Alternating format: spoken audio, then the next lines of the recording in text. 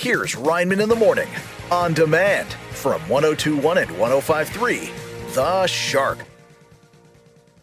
The first interview I ever got to do for Reinman in the Morning back in the fall of 2022 was with Peter Wolf. You'll know him from Peter Wolf and the Midnight Travelers, and of course, as the lead singer of Geils Band. I think it might be my favorite interview ever. I'm not going to say any more. Let's get right to it. Please welcome to the show, Reinman in the Morning, Peter Wolf. Thanks so much for joining us, Peter. Well, I'm so honored to be here, and sometimes they not only know me as Peter Wolf, but the Wolf-a-Goof of Mama Tooth, the lover boy with the green teeth. Okay, so I'm going to ask you about that. I was going to bring that up, actually. So I just started my own morning show here at the Shark, right. And so I'm always eager to talk to people working in radio. So before Peter Wolf, Geils Band, all that stuff, and the Midnight Travelers, you were, as you just said, you were an all-night DJ at the legendary WBCN. And what was your name again on air? My name on air was the Wolf-a-Goof of Mama Tufa. And tell me about this character. Well, this character played music from 12 midnight to 6 in the morning, 7 days a week. Oh, wow. Wasn't thinking about thinking that, you don't get paid for playing the music you love. And so I loved it. And I had guests come by. It went all night, and it was one of the first all-night rock and roll, rhythm and blues, whatever I played on the FM radio band. So guests would come by, and a lot of musicians in town who played at night didn't have anything to listen to or anywhere to go because Boston closed pretty early in those years. Yeah. And so I had people come by the station like Muddy Waters, Howlin' Wolf, Carla Thomas, Van Morrison. And like an idiot, the idea of taping these interviews never occurred to me. Oh, my gosh. And I remember Van Morrison was talking about this new album he was going to make, which became the Astral Weeks album. And I asked him if he would sing some songs, and we just got back and forth into talking. And actually, from that moment, we remained friends, and he was just in Boston a week or two ago, and I went to see him. I had Bonnie Raitt on the show, who just played Boston. I had Led Zeppelin, Robert Plant just played, and I went to see him.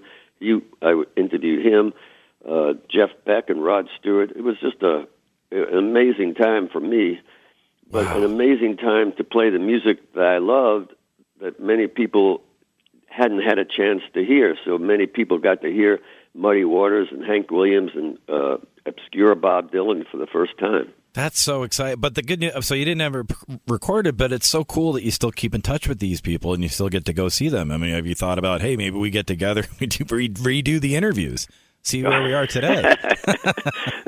But also, I stayed in touch with these people because with the Geils Band, we were around for so long, and we had been together for 17 years. So our opening acts were people like Tom Petty, Billy Joel, the Eagles, U2. So the list went on. So you became friendly by being on the road constantly with these artists. And, you're sharing meals, and find yourself at the same hotel and maybe at the same bar late at night. And so those early memories for, like when we were starting out, we were playing, I think the first big band we opened up for was Black Sabbath. And, oh, my gosh. Yeah. Do you still keep in touch with Ozzy at all? Well, no, I haven't seen Ozzy in a long, long, long time. Our paths haven't crossed, but there was so many bands that we played with. I remember being out in Texas playing with ZZ Top, and for some reason they decided to put 2 live buffalo on either side of the stage. And is that a state law down in Texas? You have to have livestock on the stage for it to count as a concert? Livestock on the stage. I hope they put earplugs in their ears. But the unfortunate thing was they were always kept right next to our dressing room. Oh. And, buffaloes like to eat a lot of hay, and, what goes in must come out. Yep, I've heard that. Yeah, that was that Blood, Sweat, and Tears? What goes up must come down. Yeah. There you go. That's that. Well, it's funny you mentioned Billy Joel a second ago because he has a lyric in one of his songs that I always love because I get the reference. You and your friends and everyone in Geils Band, everyone you just mentioned, but you started out playing clubs in an area of Boston that some of our listeners may not know a whole lot about. The legendary Combat Zone. Could you maybe explain as best you can for morning radio what the Combat Zone was and what was it like performing there in the Combat Zone? Well, in the Combat Zone, the first band I had was called the Hallucinations. Mm-hmm. And when I came to Boston, I had a scholarship at the Boston Museum School of Fine Arts. Oh, wow. And I moved to Boston to study painting. I didn't have a place to stay, and my first roommate was a gentleman by the name of David Lynch. And he came to Boston to study painting and then went on to the Philadelphia School of Art because he started getting interested in film. Yep. Amazing. I started getting interested in music, and so we put together a band of all art students. And places that we got to play was the Combat Zone. And the Combat Zone was an area in Boston where all the big department stores were located. And it was also where all the clubs were located.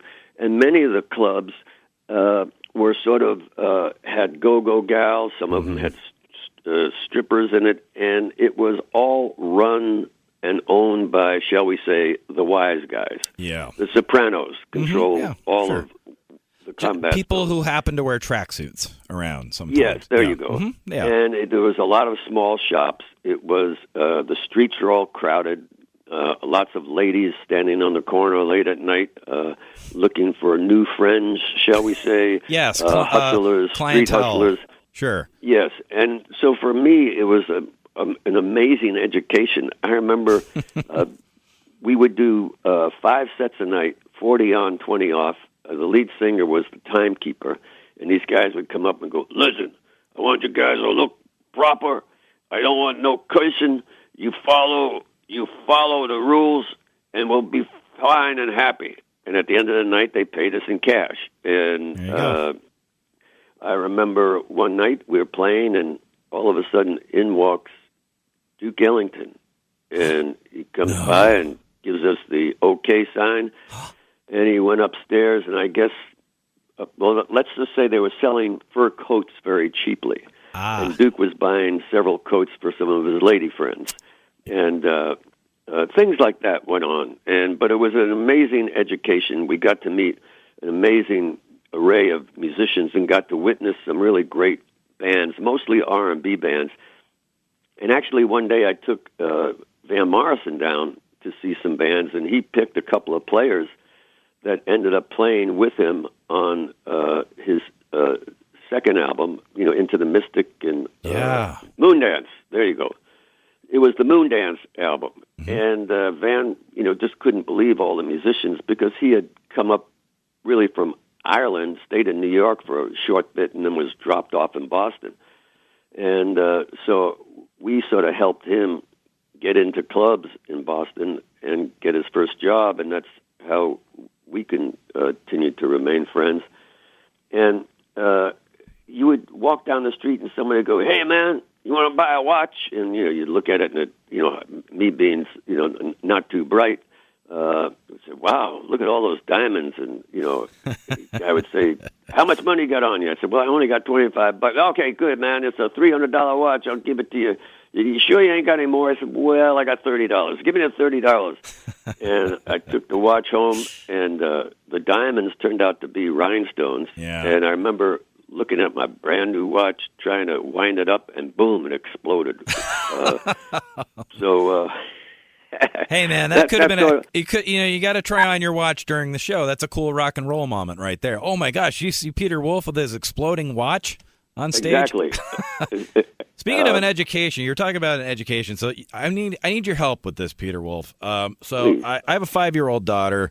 Riding in the car the other day, Centerfold came on the radio. Okay, and she asked me, "Daddy, what's a centerfold?" Now, that's a fair question here in the internet age. Magazines aren't really big anymore.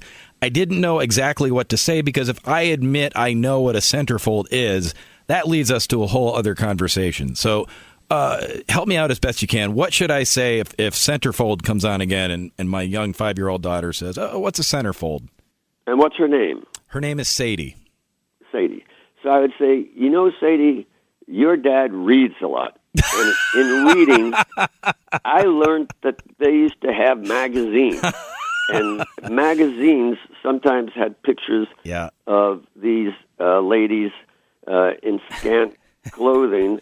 And if you open the magazine, to the middle was called the centerfold. And they would have a picture of a lady that covered the left page and the right page. And so of they course, called that the centerfold. And I never looked at that. That was in the way of my reading, Sadie. Exactly. So it was the thing I skipped in your through. curious mind, reading Proust or going through the novels of William, or Faulkner, and all of a sudden you came upon this fact. Yes. And that's how I would explain it. Thank you.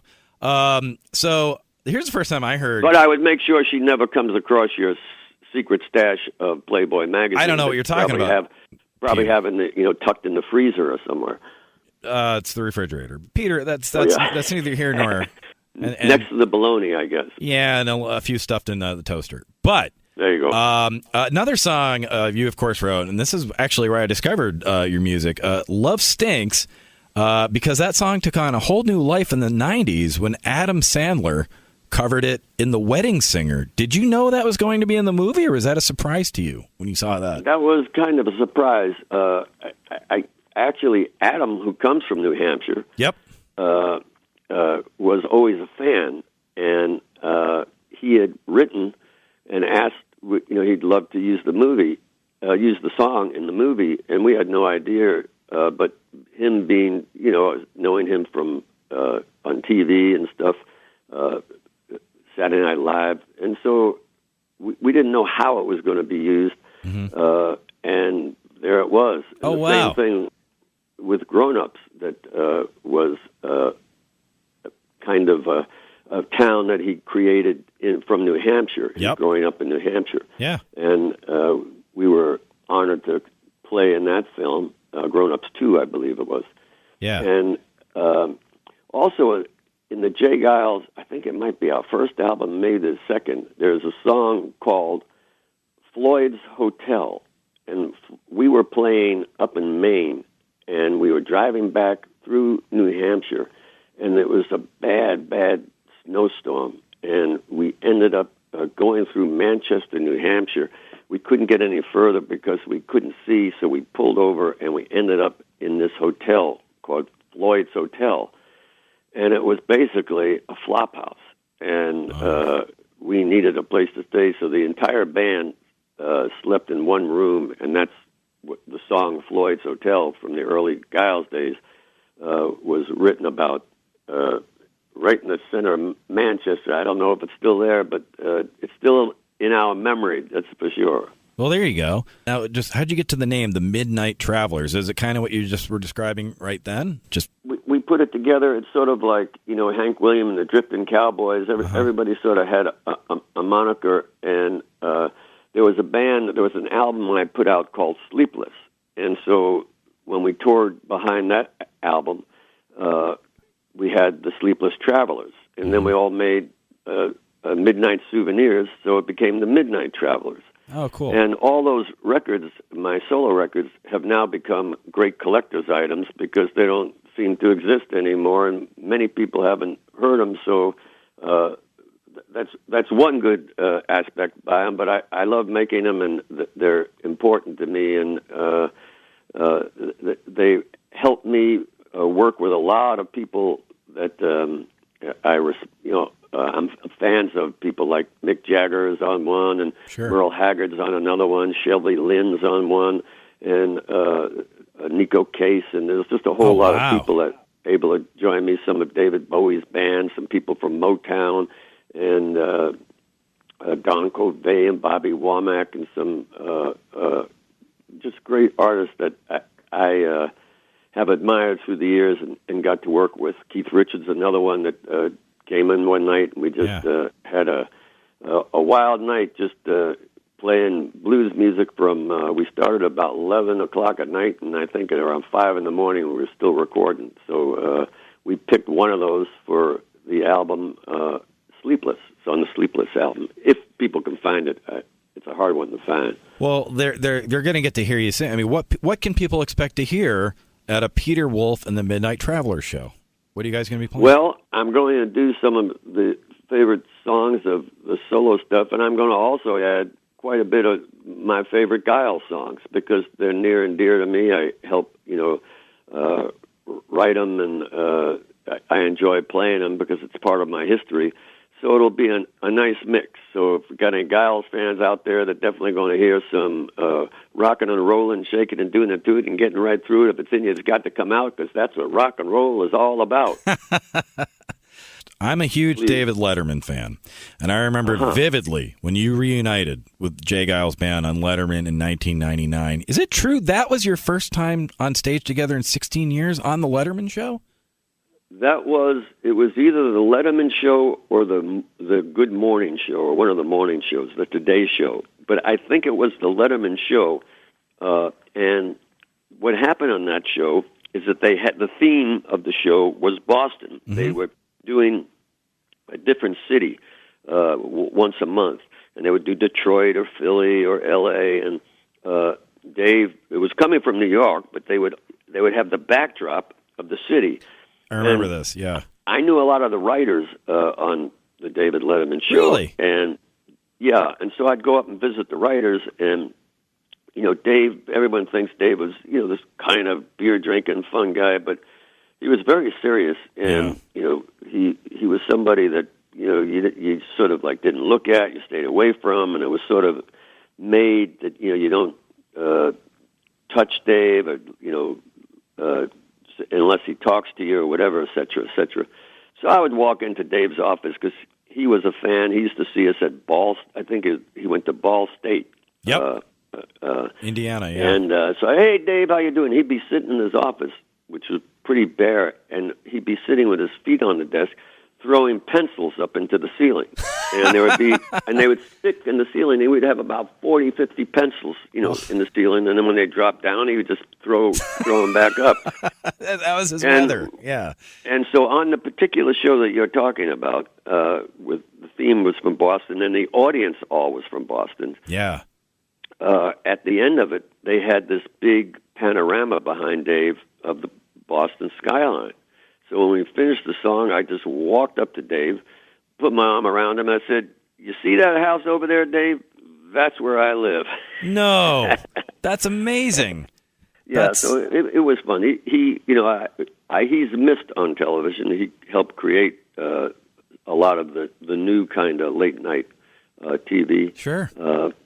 And I have to say that his band was stellar. And Paul Schaefer and all those guys. Yeah, Paul Schaefer, and actually Will Lee, who's the bass player, sure. Is the bass player on my first solo single, Lights Out.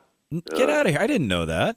Yeah, Will Lee so is cool. on it, and there's a whole host of great people on it. People that played with David Bowie, and Elliot Eastman from the Cars is on it. It's that track is one of my faves. Lights Out, blast, blast, blast. There you go. Is there anything I forgot to mention, Peter? Well, there's something I forgot to mention. When you asked me about what people are expected to see, one thing for sure is I have really great musicians with me, and it's a thrill for me to be in front of them and them behind me on stage because they just know how to dig deep, and so it's just an evening with. We're going to take it from A to Z, and there's some great, great playing. And so if you like rock and roll, those guys are top shelf.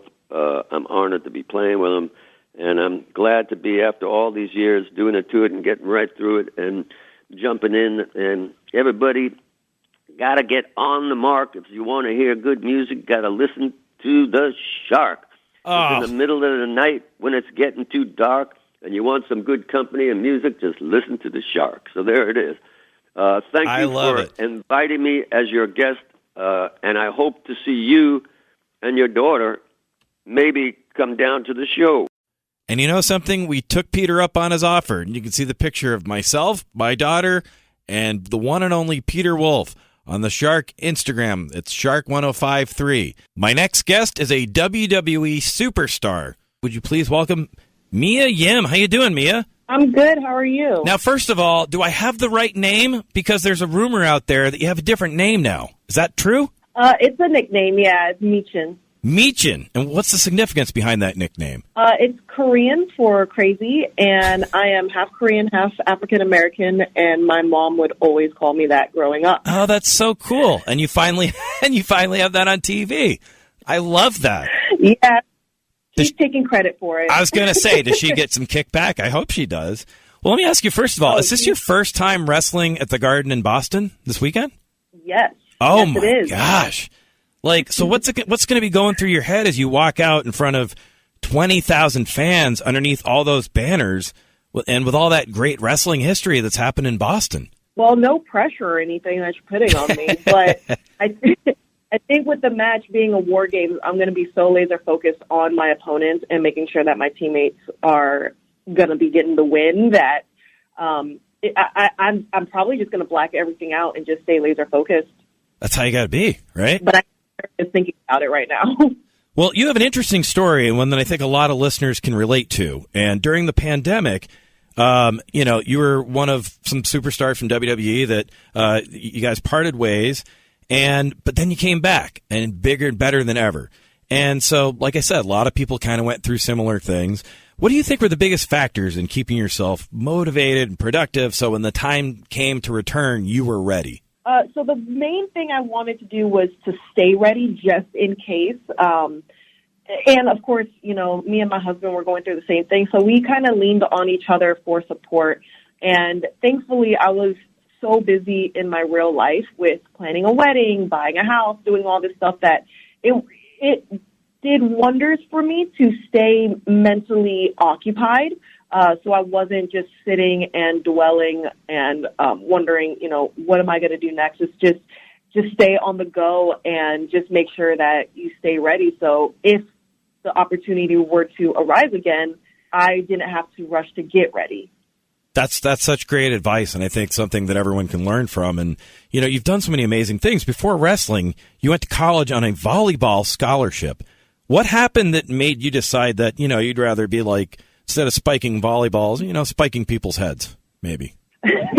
Well, I'm 5'7", and I knew that the peak of my volleyball career was collegiate because there's no way. And, my dad always says never say never, but as a 5'7" player, unless I was a setter or a libero, there was no way I could make it to the Olympics. So I knew that collegiate was my peak. And I've been a wrestling fan since I was a kid, and I've always wanted to do it. But me and my dad made a deal where if I graduated college, I could do whatever I wanted, especially since I had a scholarship for volleyball. So I decided, you know what, let me just get my education, and then I can do wrestling full time if I wanted to. So I still play volleyball now recreationally on, a couple leagues here, just so I could keep up with it. Like, I love volleyball. I love it. I just knew that longevity-wise, there was nothing for me in volleyball after college. And with wrestling, it was just, I was a tomboy growing up, and I loved sports, and I knew that I could dedicate a decade or two in wrestling post-college. So it was just a transitional phase for me, going from one sport to another, but I love both equally. Now, you mentioned watching wrestling growing up, and who was your favorite wrestler when you used to watch? I used to watch, I grew up in the Attitude Era days where I would watch Mick Foley, The Rock. My biggest inspirations was Chyna, Lita, Gail Kim, just seeing the girls wrestle the guys. And that's when it was like, oh, okay, I could do that. Speaking of the Attitude Era, in WWE, you've spent a lot of time working with a New Hampshire native that we all love up here. What's it like working for Triple H? Oh my gosh, I respect him so much, and he's so easy to approach and talk to, and he's willing to listen to your ideas and do whatever to make you happy as well. That could benefit both the company and you. And he's amazing. I have nothing but good things to say about him. And I've heard that too, right? That he's very collaborative, right? He'll take your ideas and you guys will sit down and you'll kind of work things out. It just seems like everyone's very happy with how he's doing things, right? Yes. Yeah, that's a New Hampshire person right there. We're all we're all like that. We just want to have a conversation. When we see anybody, we just want to talk to them because there's so many, so much woods between one house and the other here. But we talked about this a little bit. You touched on this before. You have a unique situation in that your husband is Keith Lee, who is a tremendous wrestler for All Elite Wrestling, or AEW. And we all know wrestling is very competitive in terms of keeping certain things confidential. How do you guys make it work as a couple when you're also kind of working for competing promotions? Well, the first thing that we are is husband and wife. So that is the priority, and it doesn't matter where we work, who we work for, we're going to support each other no matter what. So it wasn't an issue with, oh, well, you can't go there because I work for the other company, this and third. It was, do whatever makes you happy, and I'm going to be here and support you, and it vice versa. Like, that doesn't even come into mind with the challenges of what we go through because we're just it's so minor, and it's not an issue. Well, let me ask you something. When you guys have a disagreement, like who has to load the dishwasher, do you cut a promo on each other? You guys say, hey, let me tell you, do you each have theme music and come into the living room and then do like a 10-minute segment?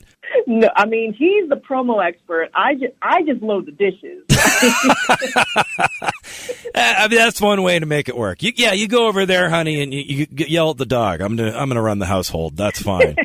Now, you're going to be taking part in a War Games match. Can you explain to people who may not be familiar what a War Games match is? So a War Games match is practically war in a ring, in two rings. It's two rings under one cage, and you have a team of, either 4 or 5, and one person from each team starts, and the rest of the team is locked in a cage on the outside of the main cage. Oh. And like every minute or two, one person from one team comes in, so then it could be like 2-on-1. And then like the next minute, a person from the other team comes, so now it's 2-on-2. So, and then weapons are allowed as well. So once everybody from the team is in this cage, 4-on-4, 5-on-5, whatever it is, the cage locks. And now it's, okay, whoever gets pinned, whoever submits, then they're the winners. So the match technically doesn't really start until all members of each team is in that cage. But weapons are, you can use weapons from the jump. So by the time everyone's in, half of the team is already beaten up, barely keeping on. So it's a challenge. It's definitely a challenge. Well, here's a tip, because in theory, right, it could come down to like you, Mia Yim, versus like 4 other superstars, right? In theory, that could happen. So it definitely could happen. Well, here's a tip. Since Survivor Series is in Boston, if it's going rough and you're up against like the whole team, here's what you do. You say, oops, my car's getting towed, and you just get the hell out of there. No one's going to question it. They're going to say, oh, Mia had to leave. So that might be my one. Just try that. Just do that. Or you could tell them something's happening to their car. That's the key in Boston. You know what I'm saying? Yeah, I would never run away from a fight, but I will definitely threaten someone's car is getting towed so they can leave.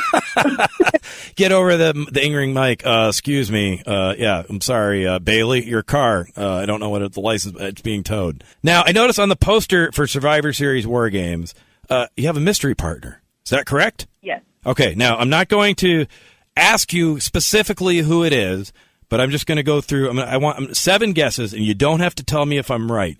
But just in case I hit on the right one, and then we can play it back and see if I guess one. I'm just going to guess 7, and then you don't have to say yes or no. I'm just going to go through, and you can react however you want. Okay, you ready? Okay. Stephanie McMahon. Okay. Stephanie McMahon. It's my first guess. Taylor Swift. A little angry at Ticketmaster. Is it Taylor Swift? No? Dolly Parton. Okay. Joy Behar or any of the ladies from The View. Is it someone from The View, Mia? No? Okay. Naomi. Sasha Banks. Okay, one last guess, and this is another person with New England ties. Is it Martha Stewart? Is she your partner, Mia? It's Martha. I knew it. Thank you, Mia. But your secret is safe with me. Thank you to Mia Yim. Thank you to Peter Wolf. And thank you for listening to Reinman in the Morning on Demand.